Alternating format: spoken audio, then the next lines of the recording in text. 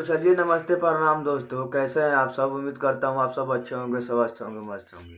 भाई लोग, मैं क्या बताऊँ, भोजपुरी में तो न्यूज़ बनाने का दिल नहीं करता है भाई लोग। क्योंकि मीडिया वाला कुछ भी इंटरव्यू कर दे रहे हैं भाई लोग।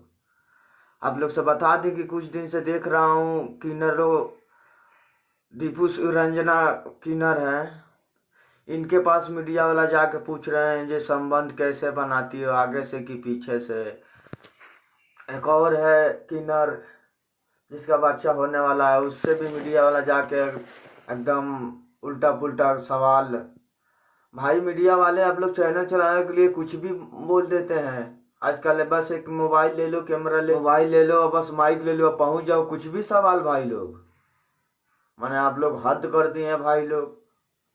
अब कैसे सोती है, कैसे संबंध बनाती है, कैसे क्या करती है, सब आप लोग के प्रूफ करते हो। मैं हद कर दिए हैं भाई आप लोग।